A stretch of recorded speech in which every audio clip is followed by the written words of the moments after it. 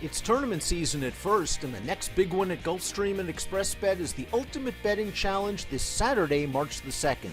The Ultimate Betting Challenge features every race at Gulfstream Park on Fountain of Youth Day.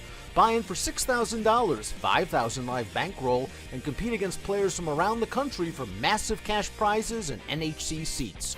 First, we'll seed 4 NHC seats to the prize pool, and all cash entry fees will be distributed back as prizes. At 150 players, that's $150,000 in cash prizes, plus those 4 NHC seats.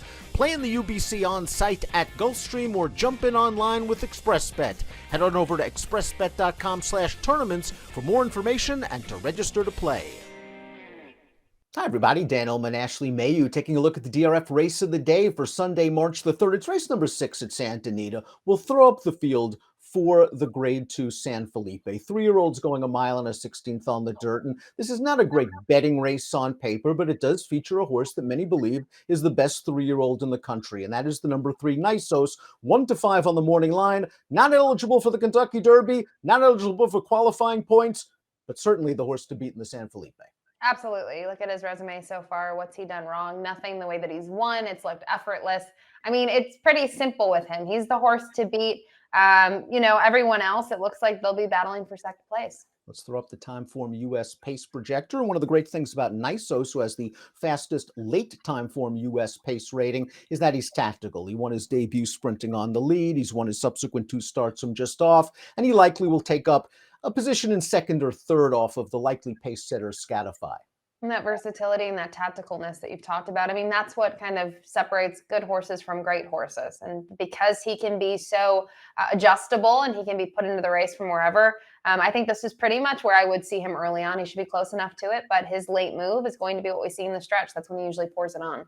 Scatify, the number 1, goes out for John Sadler, West Point Thoroughbreds. I think this horse still has some potential. He was a debut winner at Los Alamitos.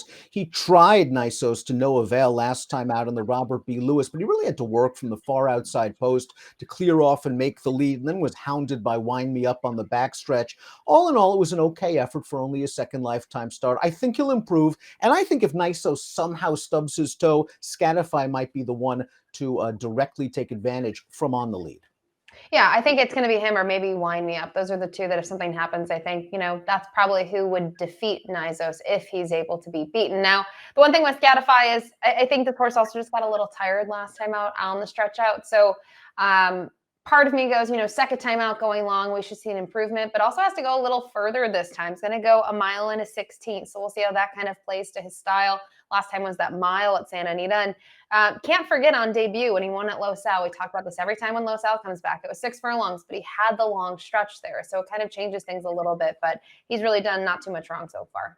Wind Me Up, the number 2, is the most experienced horse in the race after 5 prior tries. He's one of 3 in here, trained by Baffert. He went after Scatify and pushed the pace last time out in the Robert B. Lewis. He was game for second, although no match for Nysos. I wonder if a similar trip is coming here. I would think so. And I think in that race, sometimes when you're chasing like that, it plays against you and not towards you. And I mean, he ends up being second best. There was kind of be the story anyways, right? Nysos was much the best, but I like that he was able to improve off the performance that we saw in the Los Al Futurity. I thought he needed to show a little bit more there, and he didn't. He took a lot of respect there. He wasn't favored. I think he went off his second choice, and he was 4th best in that field of 5. So to me, he took another step in the right direction, and he could do so again. Here's the horse of the hour, the number 3 Nysos, unbeaten from 3 lifetime starts, including this 1:05 Beyer speed figure victory. His first 2-turn race, the Robert B. Lewis. On the inside is Scatify. In the 2 path is Wind Me Up. Nysos ran right by them.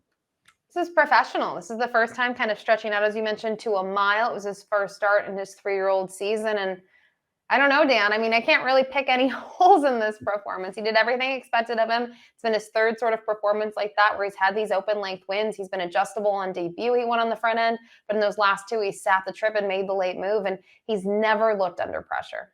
Trainer John Sheriffs keeps the faith with the number 4 McVey. This is a 7-figure yearling purchase. Still a maiden after 3 lifetime starts. He tried Nysos in the Robert B. Lewis. He tried Scatify and Wind Me Up, but when it was time to go, he just could not run with those 3. Yeah, I don't love his performance last time out. I think there's other horses that look better. We've talked about the top three as a whole now, and he's another one that's going to get that other crack though, of going 2 turns again in his career, and maybe he'll take a step forward. His connections obviously want to put him in this spot, which it's compact, but they know they have to face some bigger names. I can't endorse him in top three actually. Completing the field is another $1 million baby trained by Baffert. That's the 5, Imagination. It looks like this horse is slowly finding himself. This is his 4th lifetime start, his first race against winners. And Imagination is facing a very promising Baffert trained runner. Mailloux is down towards the inside. And for a brief instant, it looked like Imagination takes Mailloux and is going to beat him. And Mailloux somehow finds a way to win.